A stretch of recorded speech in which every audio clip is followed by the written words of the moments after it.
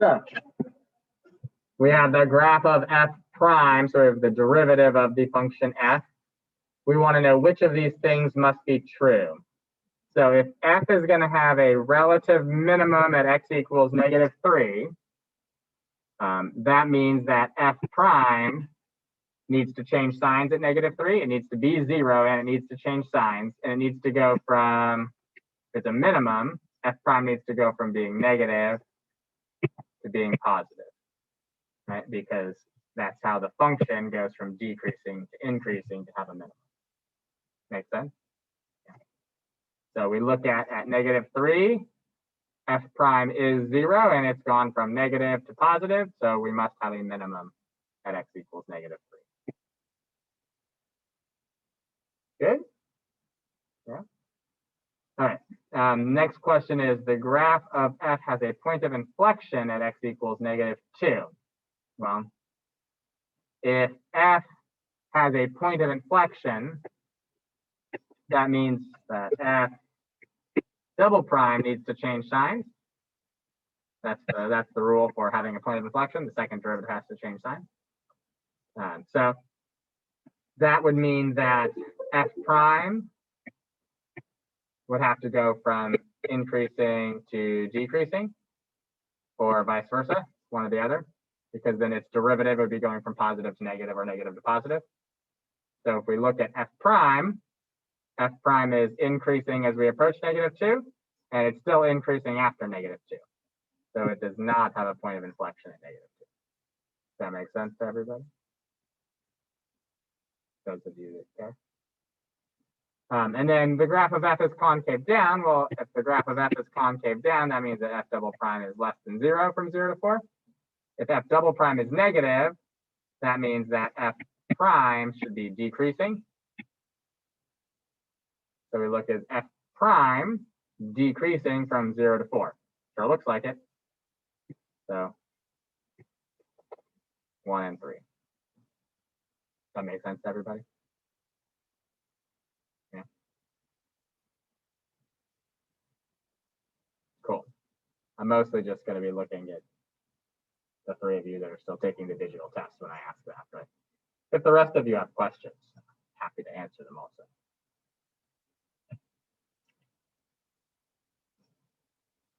All right. People at home, you're all good with that first one? Can you go back really quick? Oh, sure. All right, that's good. Thanks. Sure.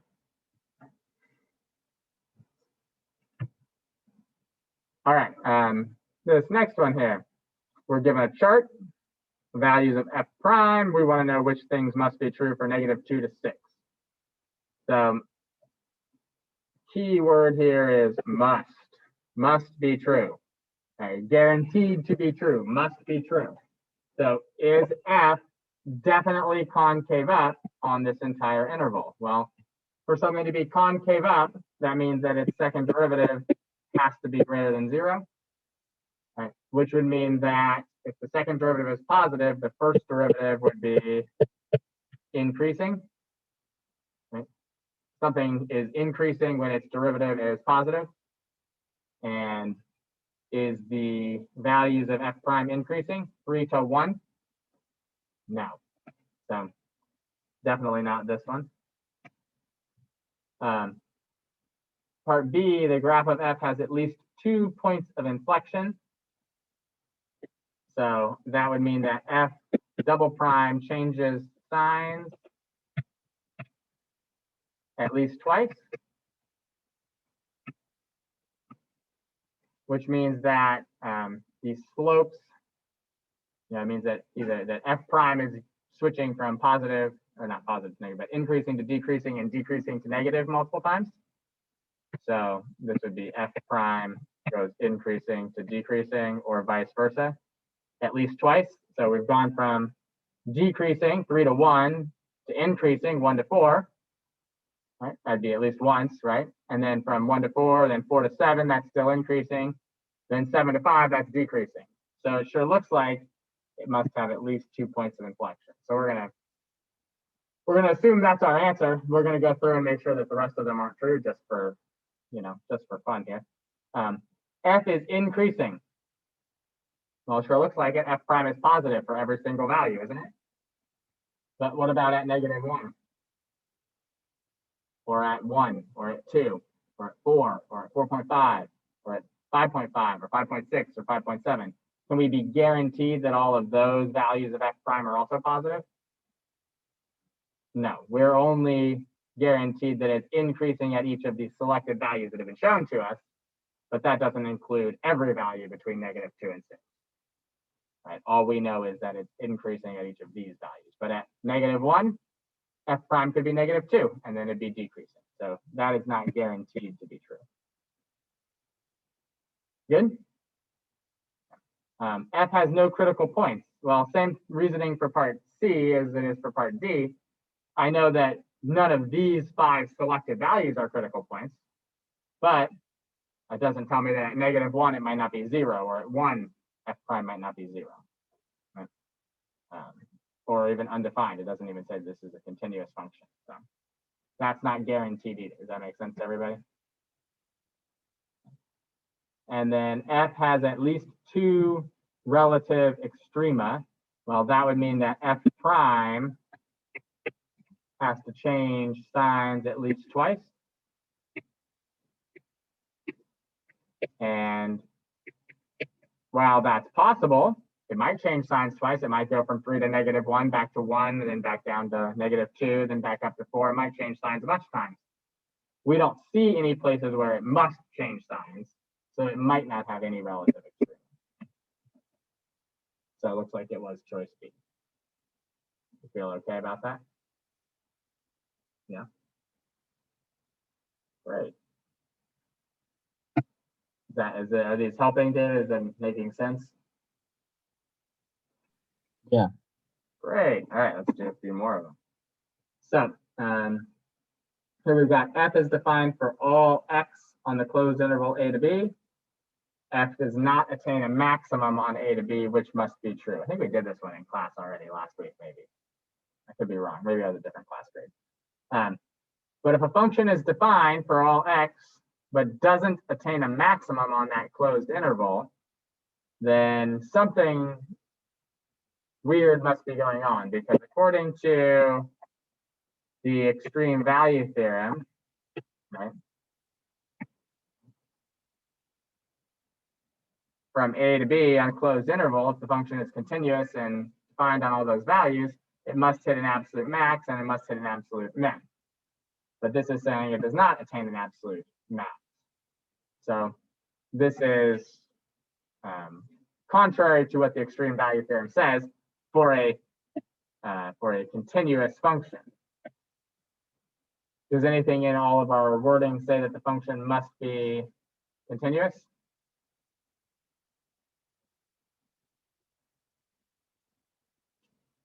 Nothing in there says that it must be continuous. And the criteria for the extreme value theorem is that the function must be continuous. This doesn't guarantee that it's continuous, so we could say that it must not be continuous on a to b. It must look something like this, where it is defined for all values from a to b, right? But it doesn't attain an absolute max. Okay. Good or no?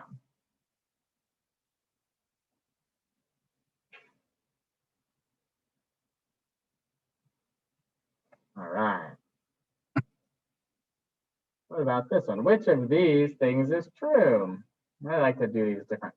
Which of these is true about limits sometimes? So the limit as x approaches 2 from the left of f of x is equal to f of 2. Well, the limit as x approaches 2 from the left is -1, and f of 2 is -1. And those are the same, so yes. So not this, not this, not this. The limit as x approaches 6 from the left is equal to the limit as x approaches 6 from the right. Sure looks like it. They're both approaching -1. Okay. And then the limit as x approaches 6 of f of x, which is -1, is equal to f of 6, -3. No. suppose -1 equals -1 also. Good or no? Good?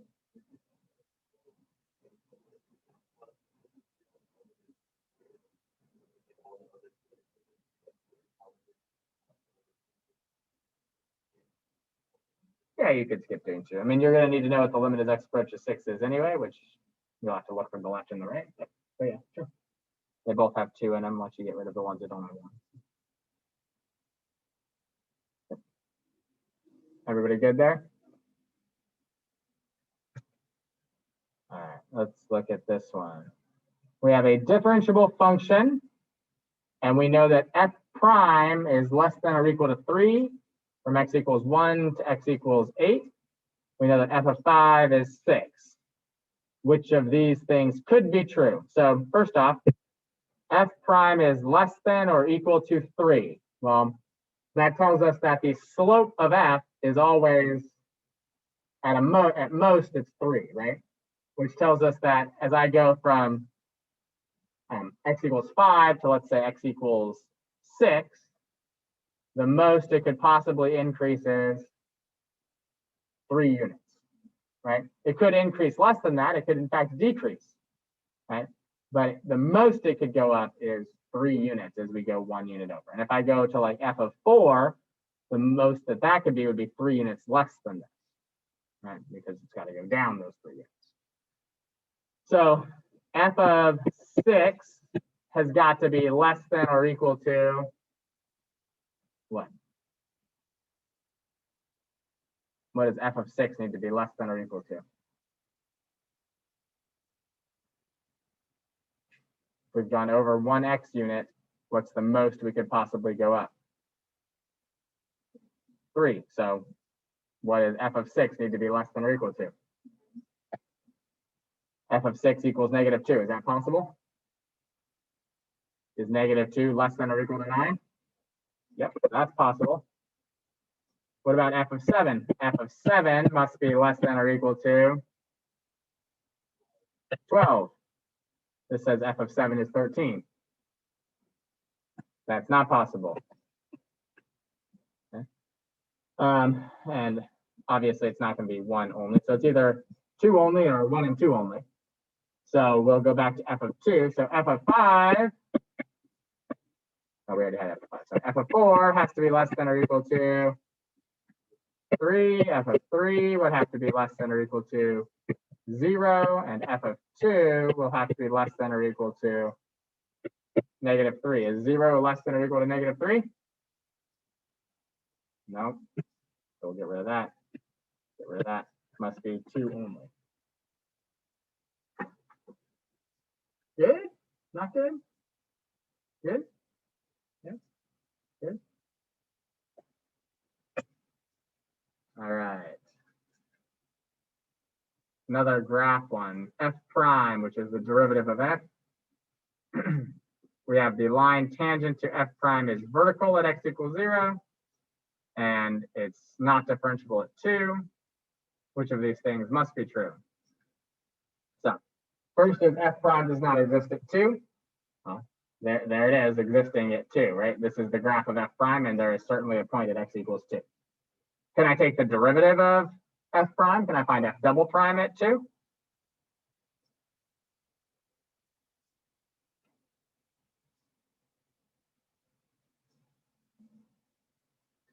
It's a cusp, so I shouldn't be able to, right? There's no second derivative there. There's no f double prime at 2, but there is definitely an f prime. This is true.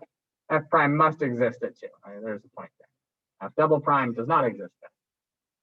We have f is decreasing on the interval 2 to 4. Well, f is decreasing if f prime is negative. Well, is f prime negative from 2 to 4? Nope, it's positive. It is decreasing. F prime is decreasing, but that doesn't mean that f is decreasing. The graph of f has a point of inflection at x equals 2. So a point of inflection occurs when f double prime changes signs.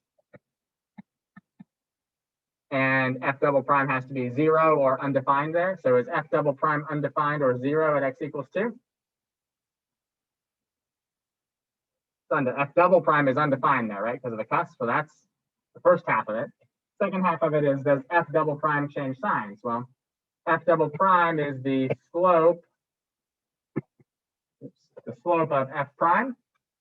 What are the slopes of F prime? They are positive going into x equals 2 and negative after x equals 2. So it sure looks like F double prime changes signs at x equals 2. And the second derivative is undefined, which is perfectly acceptable for a point of inflection. We'll look at the last two just to see why they're not true. But if we have a point of inflection at 0, the same thing has to be true. The second derivative has to be undefined, which it is, right? This is a vertical slope, undefined slope. So it's undefined. The slopes are positive going into x equals 0.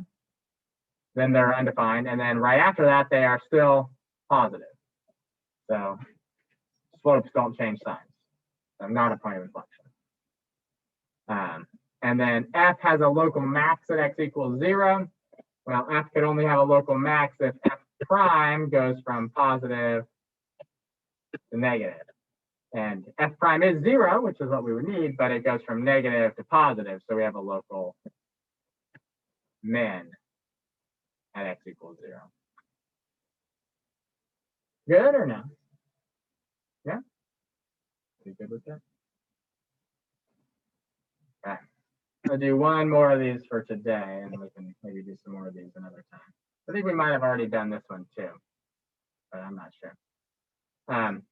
We've got f of x as a twice differentiable function in the tangent line, and we're using the tangent line of f at x equals 2. And then we want to know which of these must be true if the tangent line is always greater than or equal to the actual function. And so we talked about tangent line approximations and concavity. If the function is concave up, the tangent line is always less than or equal to the value of the function. If the function is concave down, the tangent line is always greater than or equal to the function. And we've got the tangent line is always greater than or equal to the function, which tells us that the function must be concave down. If the function is concave down, its second derivative at that point must be negative. Good?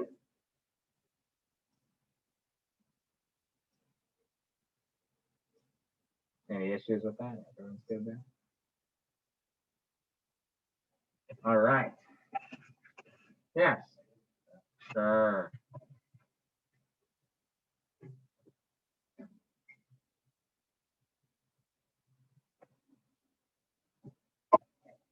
We'll do a couple of rate FRQs now. Yeah. Oh, yeah. Sure.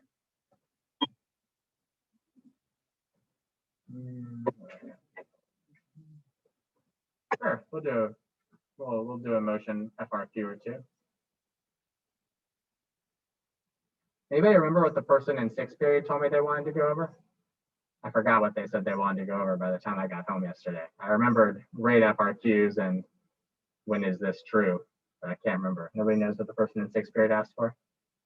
That's not very helpful. Let's see, which particle motion, was there a particle motion on yesterday's AP test? Yeah? Yeah.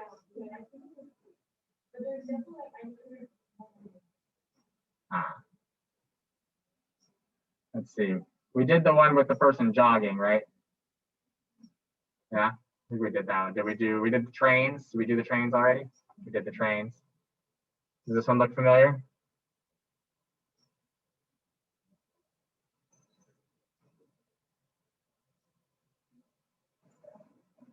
Does that one look familiar to you, Serena, since you're wanting these now? All right, let's start with this one. So those of you that are taking the test on June 9th, I'm going to give you 15 minutes to work through this one. Then we'll talk about it. Yeah, that seem good? Those of you that aren't taking the test on June 9th and have already taken the test or are not taking the AP test,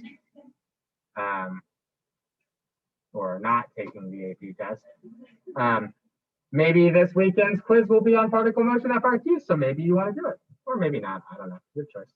All right. So I'll give you guys about 15 minutes to do this. Ready to go. So first off, we want to find all values for t in the interval 2 to 4 where the speed of the particle is 2. So speed, we should note, is absolute value of velocity. Right, so all we need to do is graph our velocity function. And we'll do that on Desmos. Because why not? Let's see, it's absolute value of, what was it, -2 plus, I don't even know, what was it? T squared plus 3t to the 6/5. T squared plus 2t or 3t? Now I forgot what I just said. 3t to the 6/5. And then what was the minus t cubed? All right. All right. I was stupid and I typed in t's where the t's are supposed to be instead of x's, and now it won't graph it. So we'll put in the x's and then it'll graph it. There we go. So what do we want the speed to be? 2. So between 2 and 4. So it looks like 3.128 and 3.473. Is that what you all got? Is that what you got? That's what you see. Is that what you got, Serena? Is that what you guys got at home? I hope so. Yeah. All right. Now, my guess is on the digital test here, I don't know, they would definitely want you to write speed as absolute value of velocity, and you want to write something like absolute value of velocity equals 2. I don't know if they're going to actually ask you for the actual values, just because you're at home and I don't know what the deal with that will be exactly, because I've not ever seen a digital version of the test, especially not one that's actually the digital version of test and not last year's that was like stupid. So I don't know what you'll have to write, but definitely write this if you were doing the digital test on Gmail. Part B, we want to write an expression involving an integral that gives the position s of t, and then we want to use that position equation to find the position at t equals 5. So we know that at t equals 0, the position is 10. So we should do 10, the original position, plus the displacement from 0 to whatever t value we're interested in, of v of x dx. That's our expression to find the position of the particle at any t value. And then we will find what 10 plus the integral from 0 to 5 of v of x dx is. And what did you guys get for that? Does that sound good to other people that did this? Yeah. Great.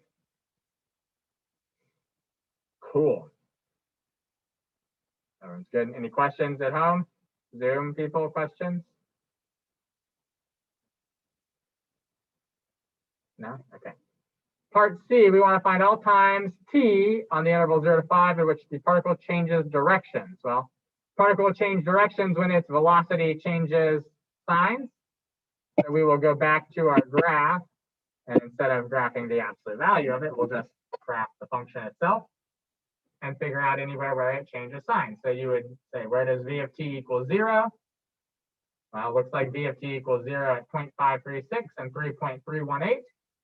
And so that's where it changes directions, because we see that it crosses through the x-axis in both of those places. If it bounced off the x-axis, it wouldn't be changing directions. Good? So if this was the digital version and they didn't actually ask you for the values or some reason, they just said explain when, you'd say something to the effect of v of t equals 0 and changes signs. Not just it equals 0, but it has to equal 0 and change signs. Okay. So very important to clarify that.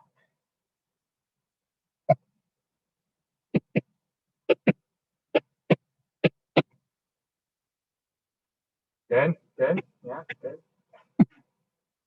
Part D, is the speed of the particle increasing or decreasing at t equals 4? So the reasoning they're going to want for this is not just I graphed the absolute value of velocity and looked at it. The reason they're going to want is that the velocity and acceleration of 4 either have the same or they have opposite signs. So we need to look at v of 4 and we need to look at a of 4. And if we look at v of 4, v of 4 is quite clearly negative, right? Negative, I don't know, negative 11 point something. Yeah.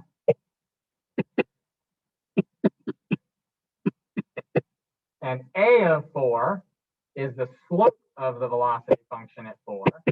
Well, what's the slope of it? It is also negative. You could find that actual value by using a equals v prime.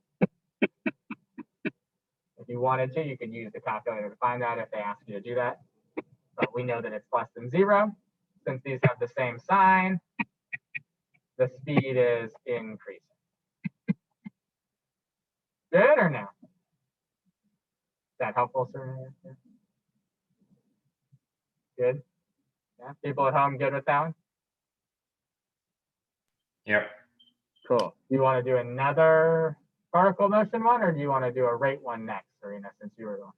A rate one? Okay. You'll have to remind me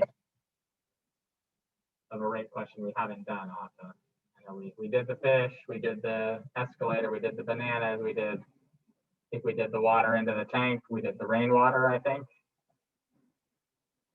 We did the gravel too, yeah. And I think we did this one. I don't know. How about this one? This one looks like a good one. We did this? Oh, it is a lot of words. So we'll do this one. I'll give you guys a few minutes to work through it. I get about 15. Actually, yeah. I'll give you the 15 minutes to work through it. Then we'll go through this one first thing tomorrow, because that's the amount of time we have left is 15 minutes.